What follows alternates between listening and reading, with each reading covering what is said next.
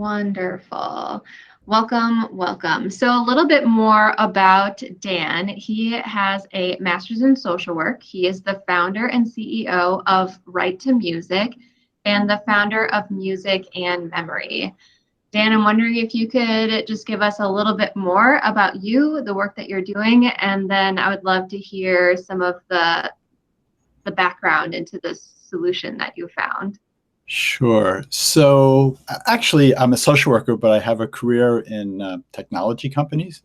And one day I was listening to the radio. This is 2006, and the journalist was talking about how iPods were ubiquitous. Everybody has their music. It's a given. And I thought, well, whatever nursing homes I've been in or any institution, people don't really have their music with them. And so I called a local nursing home. I said, could we try to give people their own music? I know you already have, music's your number one activity. You have karaoke, you have live music coming in, you have an activity staff bringing music, but let's give people their tailored list, what they love only, and see what happens. And I went in, they said, sure. I went in with 3 devices, set up 3 people, and people just lit up in a way that surprised me. I didn't really know what reaction I would get.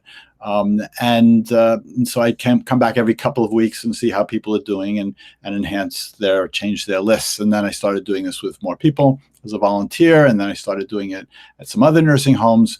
And I thought, well, this is really something here. There are a lot of issues. People are lonely, they're depressed, they're anxious.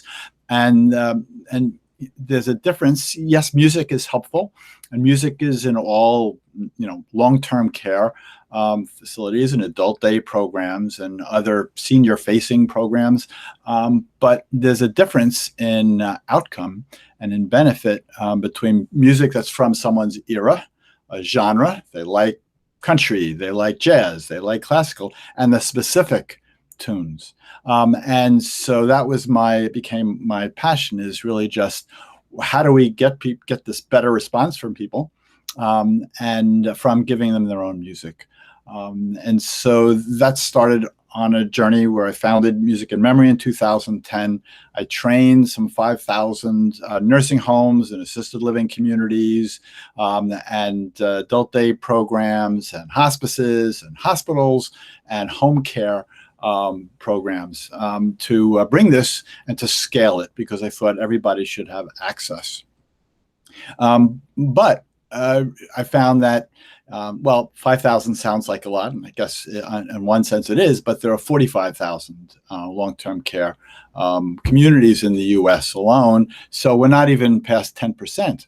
And even of those, and if we look at 100,000 people who may have their own music today, that is only 3% of the 2.5 million people now living in long-term care today. And that's aside from all the people at home who have dementia and such, Parkinson's, and a host of other challenges. And so I pivoted to Right to Music to really focus on that policy piece, on making this systemic. What do we need to do so that everybody has access? In the UK, they're ahead of us. They have a music for dementia. It was 2020. The goal was to bring every person who had some form of dementia in the UK access to music, their own music, community music. Of course, pandemic, sort of squash that for a while. But that was their goal because of the efficacy of music. And I didn't realize when I started this how impactful music really was. And for instance, I had no idea that music would help people who choked on food, late stage dementia. We even published this in dementia research publication. I did this with Dr. Stephen Post at Stony Brook University, where people just somehow, when they will listen to music 5 or 10 minutes before they ate, they somewhat remembered how to swallow. It increased appetites by 72% when they heard their own music. So we know how pureed foods are sort of like nobody would ever ask for that by choice. And so what if they can swallow and have real food? Because the 2 things in life when you have advanced dementia that you can still enjoy, food and music, right? So that's that's a goal. So anyway, yes, we know better mood, reduce stress. Of course, when people are less stressful, they're less likely to injure someone else. Oh, leave me alone, or hurt themselves. People just don't. That's what we learned from these many locations and the number of research studies done where they tracked the results. Injuries went to zero. Zero. And even in the New York City Health and Hospital System, which runs music memory in all of its 10 hospitals and 5 skilled nursing facilities, and they did research and they published it on the International Journal of Neurorehabilitation, and that, people didn't get hurt. And these were people, 100-person advanced dementia unit, where a lot of people were off the streets, homeless, and, with a lot of mental health issues, and still the violence just fell flat. So, really, and if stress, and because people weren't distressed as much, staff could function and feel good, and the nurses couldn't find the right words for how happy they were, that they weren't always pulled to one person to another, and all this sort of where you had 100 people, they could give fair time to every person, not just be focused on the few that were that demanded their attention more.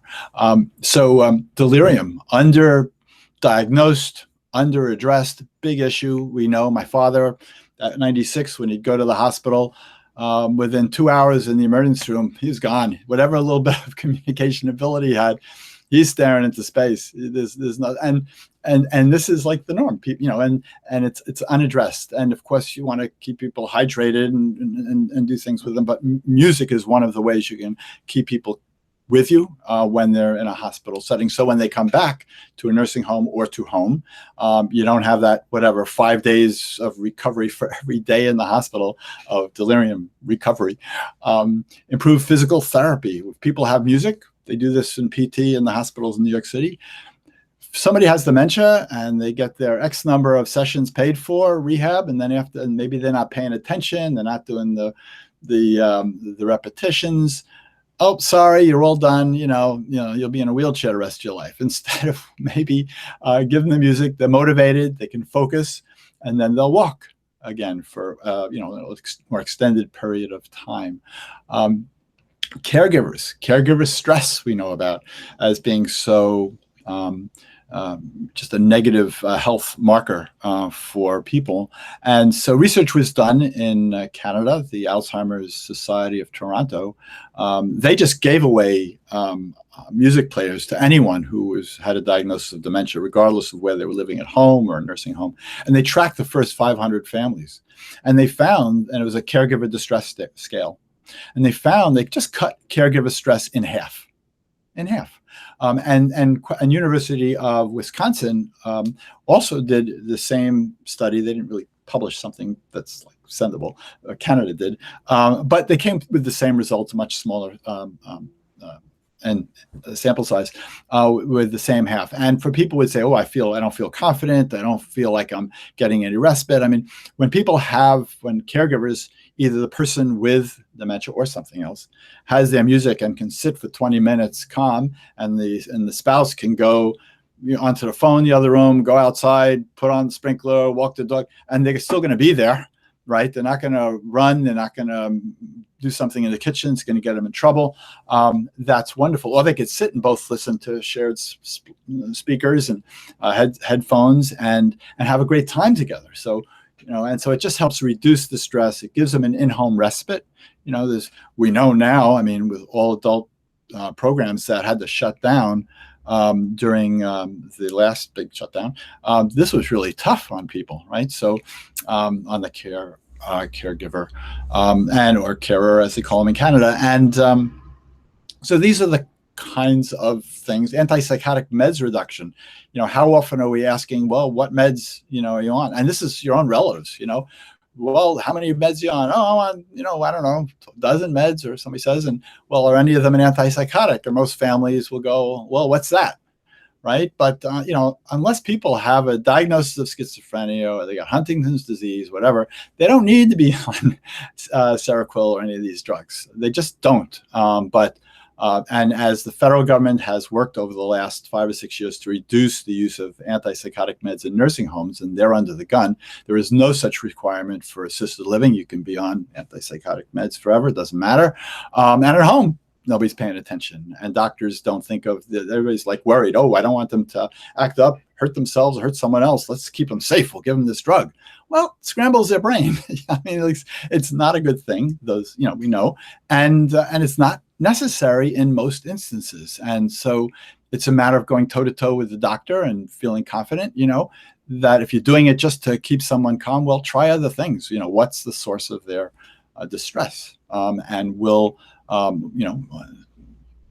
is there pain and, their a tooth or something else or arthritis, address whatever it is, or they're just frustrated and I can't communicate, or maybe just they're bored, or terribly bored, and just got nothing going on in their head except frustration that they feel. Give them music and watch what happens. And once people light up and have their music, and the music is at this 100-person unit at the it was sort of a specialty care hospital / nursing home, part of the city system. There were 100 people there. And when I went into the room, the largest day room you ever see, with 100 people there, all with dementia.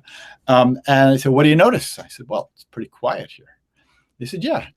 They said, yeah, we give them the music in the morning and they're good for the day. So there's a residual effect, right, of the music. And then somebody out of nowhere just walked up to the piano in the room and just started playing. Oh, nobody knew this lady played piano, and then just got her going. So those kinds of things. So right to music. So everybody has a right to music, and so a lot of people say, well, we have music. Well, it's like the first time I went into a secure unit of an assisted living facility, memory care, and I said, the nurse in charge, and this is a long time ago now, 2007. And I talked about this concept, and she points to the ceiling and she says, yes, we have their music. And Frank Sinatra's playing. I looked around the room and a couple of people were paying attention. The rest were, head down and drooling, some of them. And she said, we're giving them their music. And I go, no. I mean, you can't have the same loop of, Rat Pack songs going on and expect a different outcome. Some people will love it, give it to me, but it's not, somebody might have, it's like my mother had a heart issue, and she was in the hospital, and she had a roommate, and it was Christmas Day. And so down the hall and, in the central area, whatever, they had entertainment and they were singing Christmas songs and such. And my mother's roommate went and came back crying. And I said, what's wrong? She says, this is not my music. She was Indian. She was a missionary. This just makes me feel so bad I'm not home. Right. So the next day I said, well, what do you like? I made up a playlist. I gave her a device, and now she could do that. Were people falling in the hospital? People who have dementia, they go in. My uncle, my father's an identical twin. They both died within a few months during the pandemic, but at 96, and they didn't have COVID. But he went to the hospital. He also had a heart valve issue, and they put in a pacemaker. And then he was in the room and went to visit him in the morning. And he had a one-to-one person. Somebody's there just watching him. Because I said the night before, I said, this guy is, he can get up on his feet and shoot out in no time. His legs are good. And so they did. And so the next when I came in, I said, I don't need you anymore. Not because I'm there, but I gave him his music, and then he put on his headphones, and then he was relaxed. Right. So I said we could cut off his falls tag. He's not going to fall. And you don't have to spend the time and the money and the effort to do this. The pain. There's research around pain reduction. This was done years ago by published front page of the Advanced Journal of Nursing out of the UK. 20% whatever reduction in the perception of pain, because pain at some point follows the same brain pathway as music. And so you can, and people would tell me, when I'm listening to my music, I don't feel the arthritis in my wrist. So simple things we can do instead of, always pain meds first.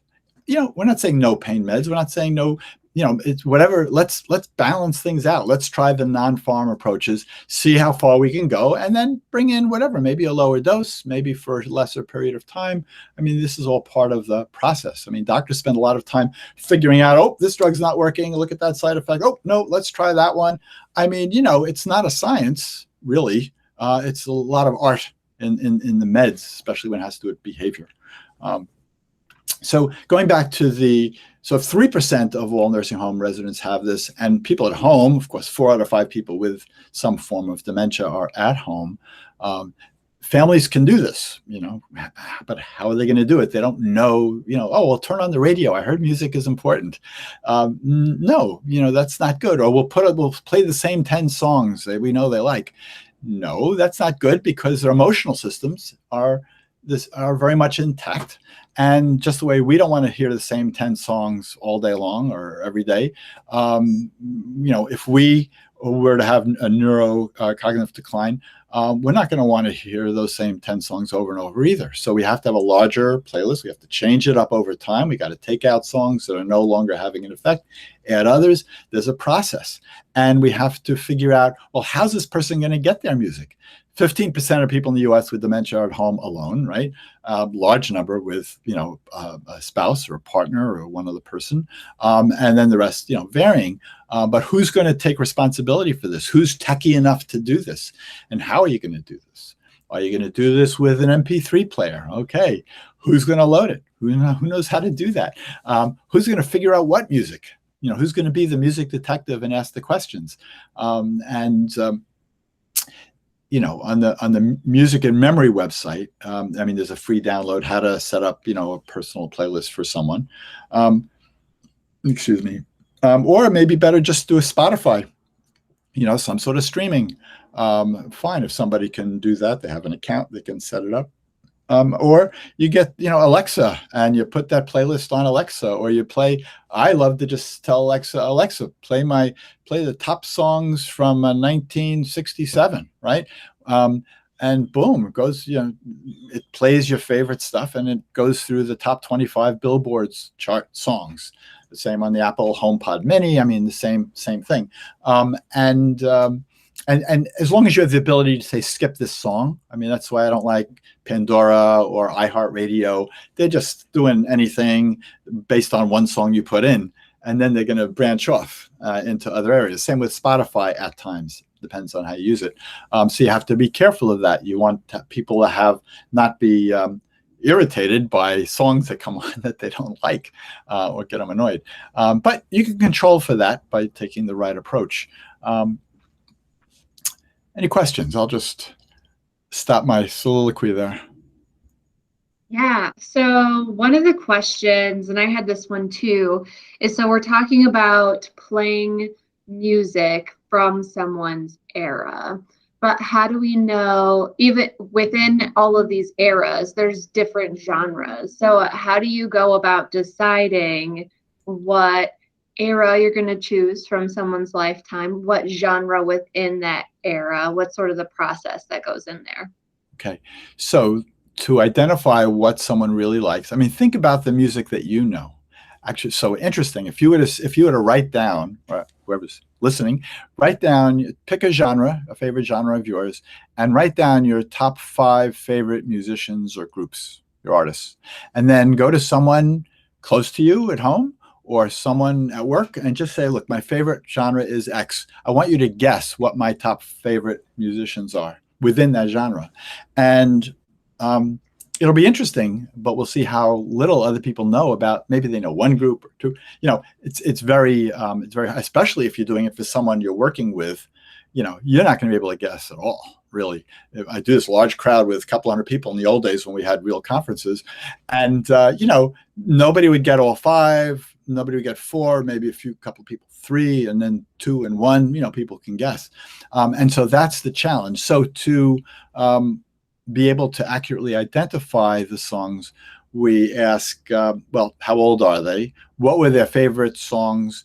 Did they have a high school prom? Who played there? Was there a wedding song? Were they in the military? Did they like those songs? Do they have an old album collection that you can look if they can't communicate to you what they like? Do they, like to sing with the family growing up? Did they sing, for your parents? Did they sing? What did they sing? When did they sing it? So sort of try to fill in the blanks on what they like.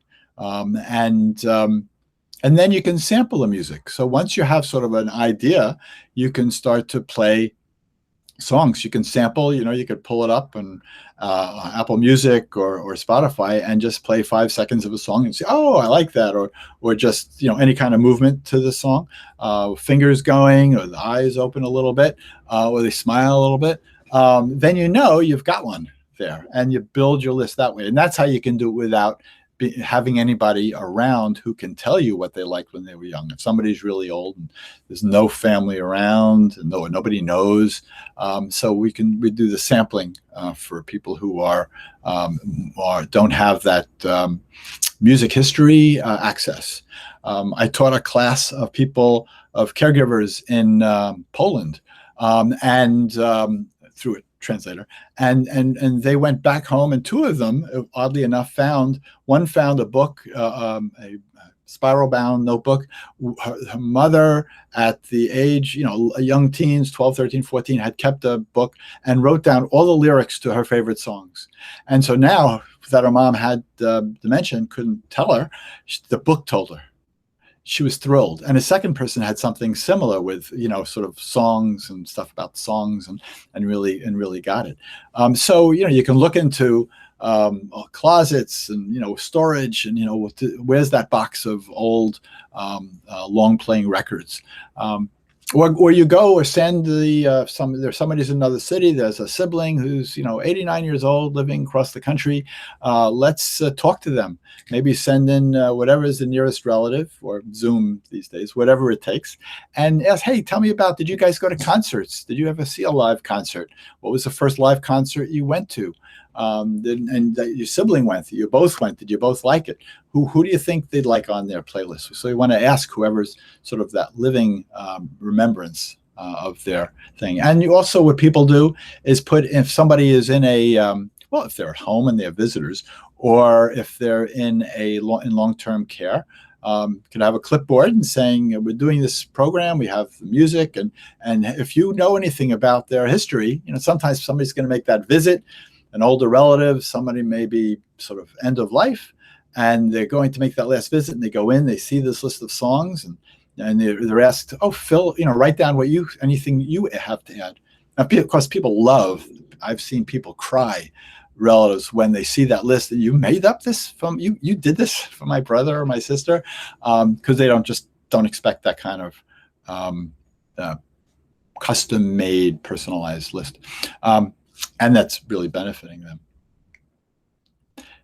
You mentioned a couple of things to watch for to see if you got some of the right songs. I'm wondering if you can say a little bit more about that. Sure. So we're looking for a reaction. If someone's able to, somebody's early stage, maybe they've just been diagnosed, well, they can tell you what they like. They can walk around their apartment, you see pictures, stuff that, did you guys do anything together, or favorite artists and such. You're going to be able to learn more, and especially if you start talking about music or sampling music, it'll bring up other discussions. Oh, this reminds me of that. And so, you're entering a discussion that does not necessarily happen in one sitting. It's beginning this discussion to just talking about old times, and you just never know what will pop up. My father the only song my father ever sang with gusto is, she wore a yellow ribbon, she wore it in the daytime in the month of May. That was what they marched to, right, during the war.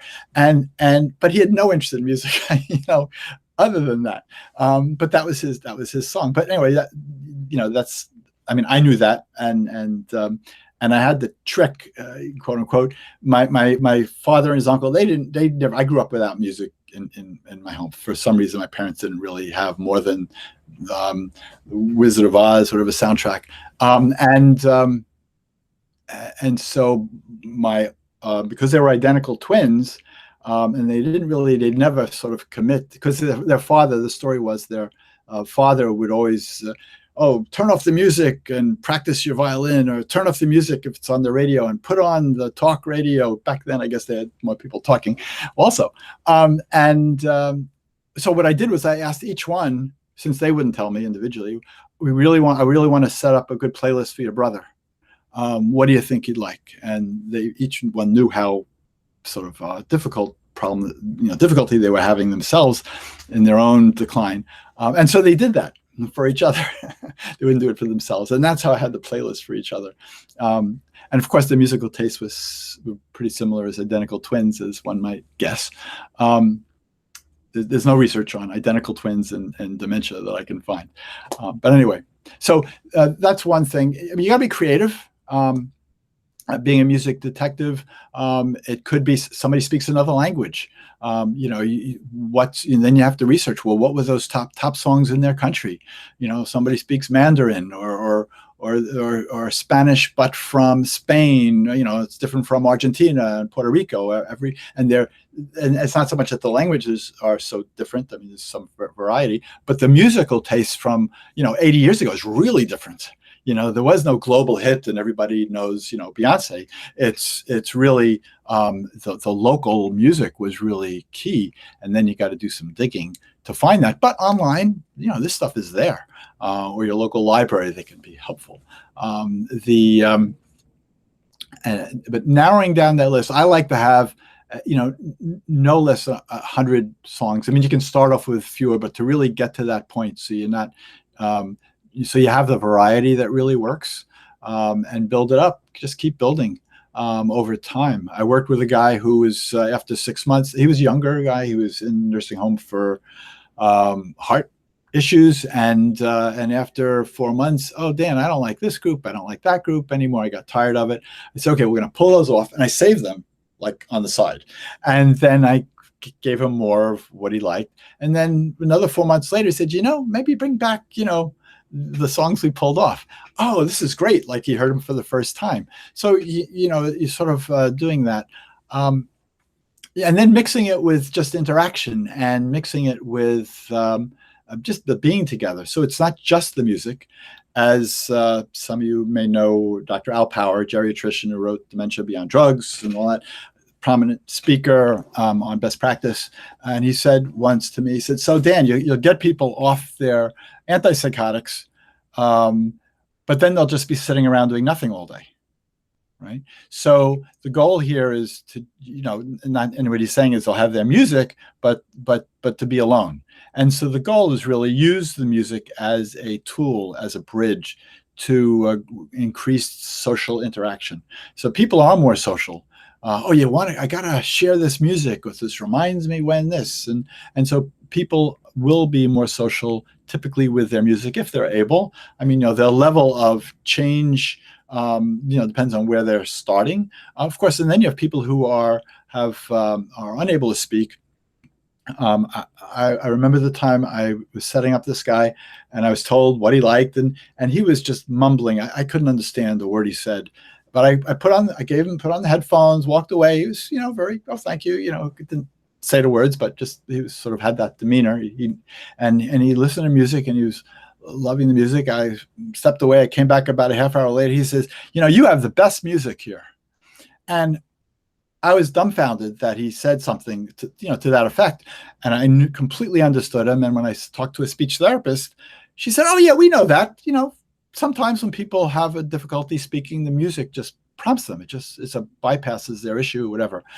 And, it's one of these siloed great pieces of information within the profession. Like they know, speech therapists know this, but there's no opportunity. I would love to have every specialist, the podiatrist, the dermatologist, give us your life's wisdom on what we all should be doing that we don't know. What are the things most people don't know? But the same thing with music.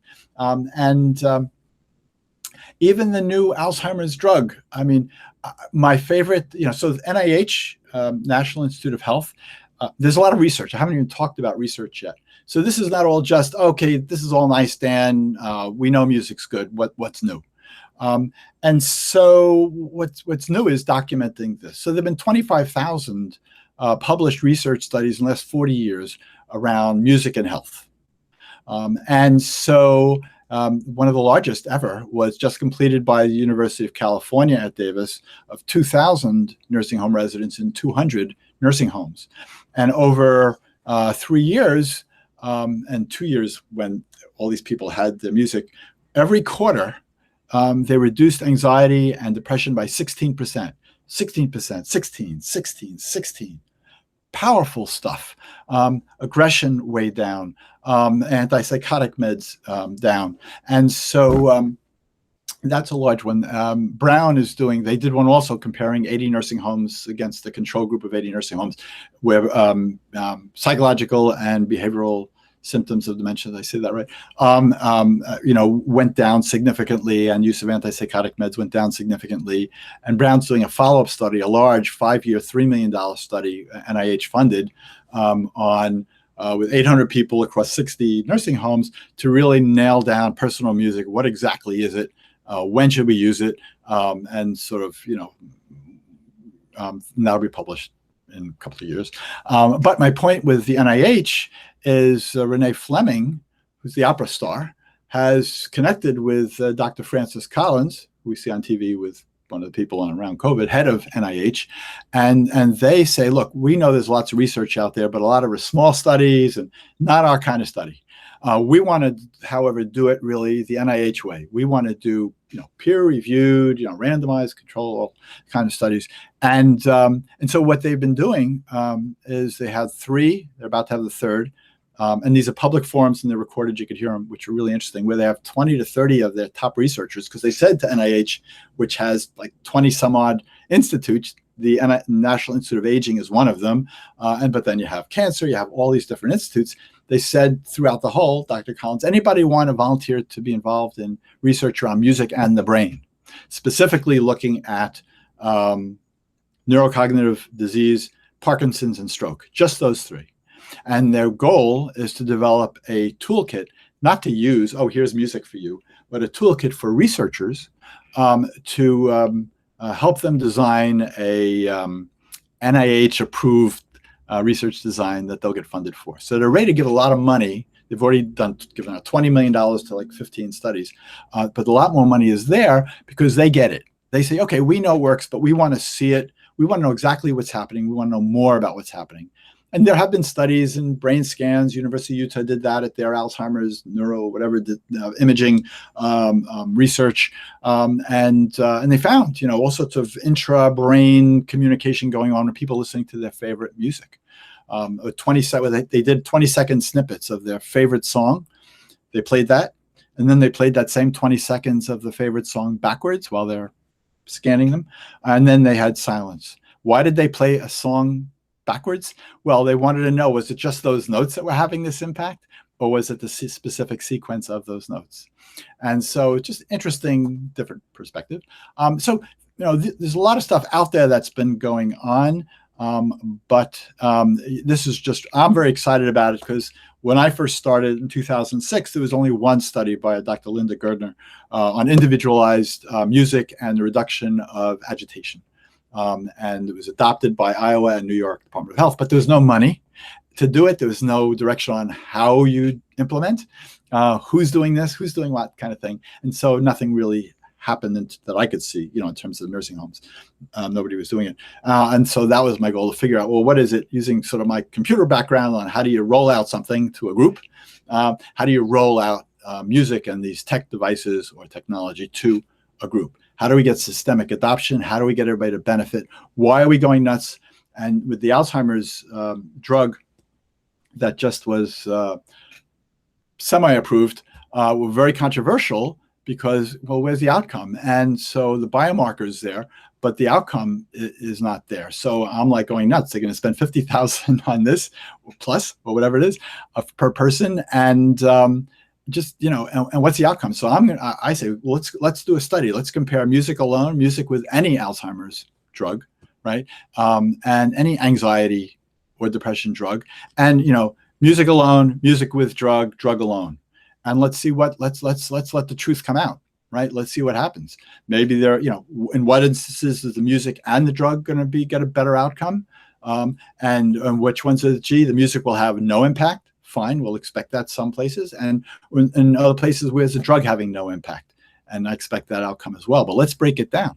So that's sort of what I would like to see.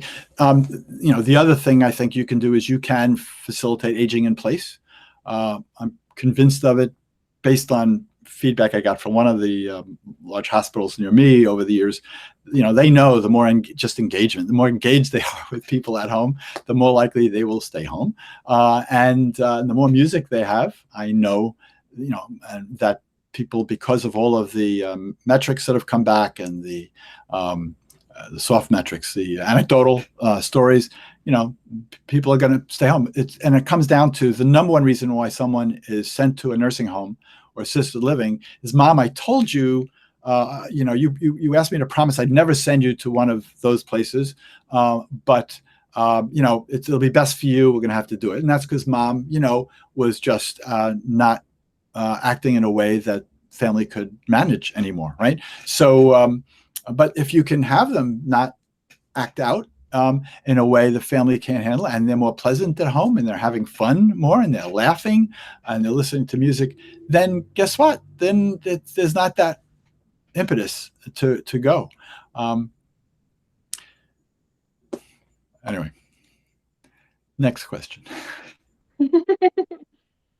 So there was a couple of questions wondering if you could say a little bit more about how you do advocacy. So you mentioned like all these drugs and things that are happening and funding to go towards these drugs. When you said at the beginning that you do advocacy for this, what does that look like? So I guess two things. Three. Number one, just like we're talking now, I am one-to-one. Hey, let's talk about this. Everybody's their own expert on music. And so it's sort of like, I've got a very short window to just say, oh, let's, change that a little bit. Let's open it up a little bit and let's accept what the science is, not to use that phrase these days, but what's the research and what's real and what are people experiencing, and how can they do this at home? And with people they love and know, and at work, and people we're responsible for, and how can we influence others in the system so that it becomes there's adoption going on. So that's number one. Number two, in the U.S., I'm trying to, with this current administration, they're open to doing sort of more support of caregiver, which is still floating out there. But how can we integrate this into our the U.S. policy?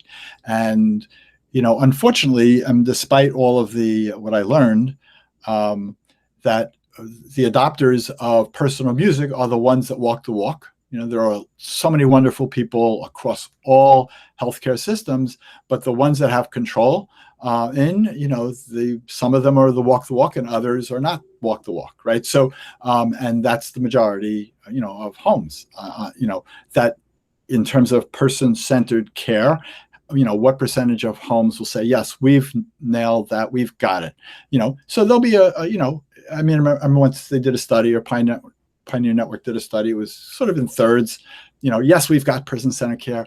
We're on the journey, or, well, we're just beginning, so I'd say that those 2/3 are, sort of where we're at right now. 1/3, fantastic. 2/3, long way to go. And so what needs to happen? My opinion, it needs to be policy. It can't just be volunteer. Oh, it's nice, everybody should do it. The people that have their heart in it and want everything for those they serve, they're doing it. I don't, it's just a matter of give us the tools and answer questions and stuff. But for the others, there's more of more needs to be done because they're overwhelmed. Look, right now the beds are emptier than they've been in a while. They got real problems, real struggles. Nurses, 100% turnover every year on average, or 90% for all the nursing homes in the country. It's crazy. So, which affects all of their programming, especially optional programs and engagement kind of programs. So that's the U.S. And the third is global. And so the United Nations, this is the decade for healthy aging, which just kicked off 2020 to 2030. Of course, it just really kicked off sort of towards the end of the the end of the pandemic. We're not at any end of the pandemic, but anyway, into the pandemic. And interestingly enough, and they've done a lot of work on this. I mean, they're really looking at so many metrics, and they're tracking 190 countries globally. And this is something the United Nations, first the World Health Organization, and then the UN General Assembly all voted. Everybody has their elders, and everybody wants to do the best they can. And so this is a non-controversial subject. The word music, despite the 25,000 studies over 40 years, is not mentioned once in all their volumes and efforts. And so I'm working with people in Canada and UK and Netherlands to try to, hey guys, just look at the science, look at the research. You got this low-hanging fruit. If you want to improve healthy aging, and for some people measurably, you don't have a lot of tools for people with dementia. You can't drug people to a better life. Doesn't work that way. And not in terms of mood and happiness, without side effect, maybe perhaps. The non-farm is important. And, some countries, non-farm is already very big. Like I mentioned, the UK, Canada's big effort on the music. UK is amazing. Netherlands is great. And other countries have, spotty things going on. Australia, there are things going on. But anyway, so that's my advocacy. I'm just looking at policy change, where we are, and since communication's easy, who are the right people to talk to? Hey, look at, again, research. Do you want to have, better outcomes? Do you want a better mood? Reduce anxiety, not need as much, antipsychotic meds, reduce delirium, caregiver stress, pain reduction. I mean, fewer injuries. I mean, you want something to do with people, and you don't have the staff to do it. And also, music is kind of pandemic resistant. So when my mother, at 93, was locked essentially in her room, told to stay in her room in assisted living, where she is now, and she was pretty sharp. She was a trooper. I told her, just go in the hall and walk. You can't sit month after month, because a lot of people were deteriorating, and people were really hustling through their decline, their dementia decline. But this was not good. And the music, and I had a tough time operating technology remotely. I mean, I love activities directors, but they were swamped. It's like these floods. You just don't survive when it comes a 10-foot wall of water comes at you. It doesn't matter how good a swimmer you are. And it's the same thing with activities folks. They are swamped because it's not, we as a society don't give them the support. We say, hey, you're the one person or two people, whatever. And now you're also going to set up all of these video calls for everybody, which means you can't, all these people in their room. Well, where's individualized? My point is, and when the group stopped, and they were really struggled mightily. I was on a lot of their calls, the National Association of Activities folks, with a lot of great ideas, but no bandwidth for them to exercise and to scale internally within every home. And so, whereas if everybody had their music, and there are many homes that do, they said, okay, let's make sure everybody's, music players are working, have their music, or for those that don't, let's do an effort. Let's spend time on setting up playlists for everybody, so at least they have their music, and make sure they have a way to put it on their heads, whatever. It just becomes part of, everybody's getting their food. They made sure, bring the food to the room. They're getting their shots. Those meds are coming around. That doesn't skip a beat ever. But what about music for how one feels, or quality of life? How important is that? Or anything, when they put a little box, here are activities. My mother, here's crayons, and, this and that, and puzzle. My mother's like, she's like a fine arts person. She taught fine arts. She's like, what's this? And everybody's different. But it wasn't relevant. It wasn't tailored to the individual. It was a box of goodies. I understand they tried. It was an effort for some people. It may have been great, but it's a one-time. How much time can you do in your room with a box of, things where nobody's doing anything with you? But anyway, so things need to change, more attention in terms of adoption and advocacy. We need to do big changes as a society to have more staff, whether it's volunteers. There's an organization, Paul, I just forget his last name for the second, he wrote a book, Volunteers, whatever, but he's a gerontologist, and he started as a musician in a nursing home, then he loved it, got his doctorate in gerontology, and I'll tell you his name in a second, and he's all about, and he trained in Nebraska, he trained people on how to be a super volunteer, especially during the pandemic when people are alone. Let's connect people with one person. He asked people, what do you need? He said, I need somebody who's just concerned about me, not on the run. And that's what he did. He trained super volunteers. He talks about, and a lot of people he said no to. Nope, this is a commitment you make. And volunteers have a bad rap, but they're not getting properly trained, managed. In nursing homes, I did this with Wisconsin, which ran out personal music to all of their 400 homes. And we did, every month we had a conference call of all of the activities directors. And we said, well, how many homes have great volunteer programs, great community involvement? And this was also a one-third thing. Well, a third had great. A third had, we have volunteers, we can do that. And a third said, no, we have nobody coming in from the community, period. So that's got to change, but there's no requirement for it to change. There is no saying we need to involve the community. What a resource. We already have, yes, institutions all have their interns coming in, the nursing interns, OT interns, whatever, or students coming in, and that's wonderful. Of course, that was all shot down, and except for whatever Zoom things they set up afterwards. But still, we need to do more. And OBRA 1987 law around nursing homes sort of got hung up around there's some wording there that nursing home folks say, oh no, the rules say we can't let them do anything. It's taking away staff jobs. No, it's not taking away any staff jobs.